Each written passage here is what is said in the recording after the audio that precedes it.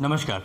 Immunity से related काफ़ी सारी भ्रांतियां आप सभी को फैलाई जा रही हैं और इम्यूनिटी कैसे बढ़ाएं, घर पर कैसे बढ़ाएं, आज के इस वीडियो में आप सभी को 10 टिप्स ऐसे बताने वाला हूं। इम्यूनिटी बढ़ाने का बहुत ही आसान तरीका आपके घर में अवेलेबल है। वैसे आपको पता होना चाहिए कि इम्यूनिटी बढ़ाने के लिए इनका कैसे आपको उपयोग करना चाहिए। सबसे पहला नंबर होता है विटामिन का। विटामिन्स, कुछ ऐसे विटामिन स्पेशली जो आप सभी को इम्यूनिटी बढ़ाने में, इम्यूनिटी को स्ट्रेंथ करने में बहुत ज़्यादा हेल्प करते हैं, जैसे कि vitamin A, vitamin B, vitamin C, vitamin E. ये सारे विटामिन जो होते हैं ये आपके इम्यून सिस्टम को थोड़ा सा बूस्ट करने में हेल्प करते हैं। स्पेशली हम बात करेंगे विटामिन सी के बारे में। विटामिन सी कहाँ पर आपको मिलेगा? काफ़ी सारे ऐसे प्रोडक्ट्स होते हैं, काफ़ी सारे ऐसे फूड्स होते हैं जिनमें आपको ये देखने को मिलेगा। फॉर एग्जाम्पल नींबू है, आंवला है, मौसम्बी है। ये जितने भी खट्टे पदार्थ आते हैं उनके अंदर विटामिन सी आपको देखने को मिलेगा, प्रचुर मात्रा में देखने को मिलेगा। विटामिन सी को लेते समय आप एक चीज़ हमेशा याद रखेंगे, विटामिन सी जिस भी पदार्थ में है या जिस भी फूड्स में है या जिस भी फ्रूट्स में है, आप उसे गर्म न करें। अगर आप उसे गर्म करके लेते हैं, जैसे कई बार क्या होता है, हम आंवला जो हम लेते हैं उसका मुरब्बा बनाते हैं, उसको हम गर्म करके उसको उबाल करके हम रख देते हैं, तो जो उसका विटामिन सी का कंटेंट है वो कंटेंट बिल्कुल वहाँ से हट जाता है, यानी कि डिस्ट्रॉय हो जाता है विटामिन सी। तो विटामिन सी को अगर हम उबालते हैं, उबाल के अगर हम उसे उपयोग करते हैं उसके प्रोडक्ट को, तो उसके अंदर विटामिन सी नहीं होता है, वो डिस्ट्रॉय हो जाता है। इसलिए ज़्यादा से ज़्यादा कोशिश करें कि उसको रॉ फॉर्म में लें, यानी कि जैसे आंवला आप ले रहे हैं तो उसका जूस बना लीजिएगा घर पे, या फिर आप उसको थोड़ा थोड़ा करके, आप नॉर्मली हम खाते हैं ना जैसे फल फ्रूट्स खाते हैं, उस तरीके से आप आंवले को थोड़ा थोड़ा खा सकते हैं। नींबू को हम सब्जी में डाल के खा सकते हैं, लस्सी बना के ले सकते हैं, या फिर काफ़ी सारी ऐसी चीज़ें जो रेसिपीज़ हैं उनको बनाने के साथ में आप नींबू का उपयोग कर सकते हैं, आंवले का उपयोग कर सकते हैं, जो कि रॉ फॉर्म में होना चाहिए और आपको बिल्कुल भी इसे बॉयल नहीं करना है, राइट। दूसरा, इसके साथ में होना चाहिए मिनरल्स जैसे कि फॉलिक एसिड है, आयरन है, जिंक है, सेलेनियम है।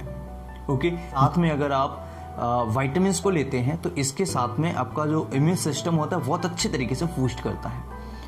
अगर कोई व्यक्ति इन दोनों चीज़ों को ले रहा है और इसके साथ में विटामिन डी अगर नहीं लेता है मरीज, तो उसकी स्ट्रेंथ थोड़ी कम हो जाती है। तो इसके साथ में आपको ध्यान रखना होगा, विटामिन डी भी लेना बहुत ज़्यादा ज़रूरी होता है। जो आप सभी के घर में अवेलेबल है, ये सभी ऐसी सारी चीज़ें हैं जो आप सभी को आसानी से घर पर मिल सकती हैं। जैसे विटामिन डी है, ये आपको मिल्क में या फिर मिल्क से बने हुए प्रोडक्ट जैसे पनीर है, दही है, दूध है, ये सारी चीज़ों में देखने को मिलेगा, राइट।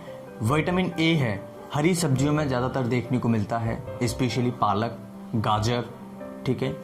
विटामिन सी है जो आपको खट्टे फ्रूट्स जो होते हैं, आंवला है, मौसम्बी है, कीवी है, इस तरह के प्रोडक्ट्स में देखने को मिलता है। इसके अलावा विटामिन ई जो है ये भी आपको स्प्राउट्स जो होते हैं उनके अंदर सबसे ज़्यादा देखने को मिलता है, लेकिन ये ग्रीन वेजिटेबल्स के अंदर भी देखने को मिलता है। तो ये सारी चीज़ें ऐसी चीज़ें हैं जो आप सभी को घर पर अवेलेबल हैं, और विटामिन सी टमाटो वगैरह में भी देखने को मिलता है ना। तो अब बात कर लेते हैं पानी के बारे में। ड्रिंक, अगर हम प्रॉपर तरीके से पानी लेते हैं, प्रॉपर तरीके से पानी का सेवन करते हैं, तो ये इम्यूनिटी को बढ़ाने में, स्पेशली आपके शरीर के अंदर जो टॉक्सिन्स इकट्ठे हो जाते हैं, जो बहुत ज़्यादा हानिकारक टॉक्सिन्स होते हैं, ये आसानी से शरीर से बाहर निकल जाते हैं पेशाब के थ्रू और पसीने के थ्रू। जब हम पानी कम पीते हैं तो हमें पसीना भी कम आता है और हमें पेशाब भी कम आता है। तो ये दोनों का मेंटेन होना बहुत ज़्यादा ज़रूरी है। अगर आपको पसीना आता है तो इसका मतलब है कि आपके शरीर से जो टॉक्सिन्स है वो बाहर निकल रहे हैं, और अगर आपको पेशाब नॉर्मल तरीके से आता है तो इसका मतलब है कि आपके पेशाब के थ्रू टॉक्सिन्स बाहर निकल रहे हैं। इसके साथ में आपको ध्यान रखना होगा एक्सरसाइज का। एक्सरसाइज आप घर पर कर सकते हैं, ज़रूरी नहीं है कि आप एक्सरसाइज करने के लिए बाहर जाएँ। आज की सिचुएशन हमारी ऐसी है कि हम घर पर रह के ये सारी चीज़ें कर सकते हैं, लेकिन हम करना नहीं चाहते हैं। ये हमारी गलतियां हैं, या फिर हम कुछ सीखें कई लोगों से जो घर पर रहकर अपने बॉडी को फिट रखना चाहते हैं और रख भी रहे हैं। तो एक्सरसाइज कैसे? जैसे आप बच्चों के साथ में घर पर खेलिएगा, वॉल से खेलेगा या कुछ भी अपने बच्चों के साथ आप मस्ती कीजिएगा। उससे क्या होगा, एक तो आपके बच्चों के साथ में ट्रांसपेरेंसी बढ़ेगी, दूसरा आपका माइंड और बच्चे का माइंड पता लगेगा कि बच्चा क्या करना चाह रहा है, बच्चा क्या कर रहा है। दूसरा आपका फायदा ये होगा कि आपका ब्रेन शार्प होगा और आपको हैप्पीनेस देखने को मिलेगी, आप खुश होंगे, आपको एक इंटरनली एक ऐसा महसूस होगा कि मैं बहुत ज़्यादा अच्छा लग रहा है, मुझे बहुत ज़्यादा मैं खुश हूँ अगर आप बच्चों के साथ में अपना टाइम कुछ गुजारते हैं तो। इसके साथ में आप घर पर ही 20 से लेकर के 30 मिनट तक आप योगा, मेडिटेशन, प्राणायाम करें। इससे क्या होता है, जो हमारे ब्रेन का जो कुछ एंजाइटी, डिप्रेशन टाइप के होते हैं, इनसे भी हमारे शरीर पर काफ़ी सारे इफ़ेक्ट्स पड़ते हैं।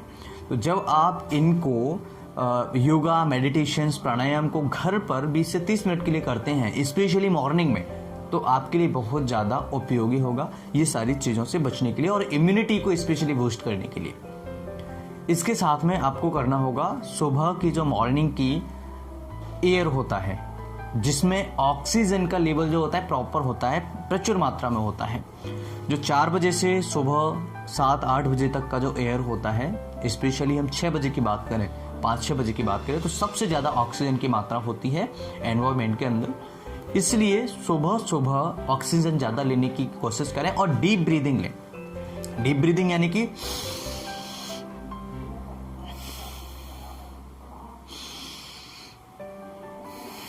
जो होता है डीप ब्रीदिंग, ठीक है। ये डीप ब्रीदिंग आप कम से कम 10 से 15 बार करें और 10-10 मिनट बाद आप इसे दोहरा सकते हैं, 5-6 बार आप इसे कर सकते हैं।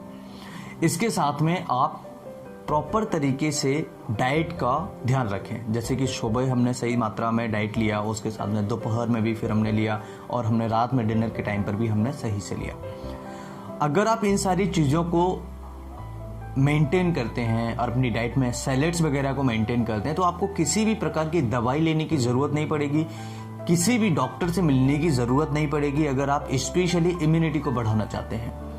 इम्यूनिटी हमारी इसी तरह से बढ़ती है और ऑलरेडी हमारे शरीर में इम्यूनिटी पावर बहुत ज़्यादा होता है, बस हमें क्या करना होता है कि इसे एक्टिवेट करना होता है। अगर हम कुछ चीज़ों का ध्यान रखते हैं, कुछ चीज़ों का अगर मेंटेन करते हैं, तो हमारी इम्यूनिटी बहुत आसान तरीके से बूस्ट हो सकती है और आसान तरीके से हम इसे बढ़ा सकते हैं। मैं उम्मीद करता हूँ ये सभी टिप्स आप अपने आप पर उपयोग करेंगे, अपने फैमिली मेम्बर्स पर उपयोग करेंगे और इस वीडियो को ज़्यादा से ज़्यादा शेयर करेंगे। अगर वीडियो अच्छा लगे तो लाइक एंड शेयर करें और इसी तरह की और जानकारी के लिए हमसे जुड़े रहें। चैनल को सब्सक्राइब करें, वीडियो को लाइक करें और शेयर करें। मैं फिर मिलता हूँ इसी तरह किसी नई वीडियो में, तब तक नमस्कार, जय हिंद।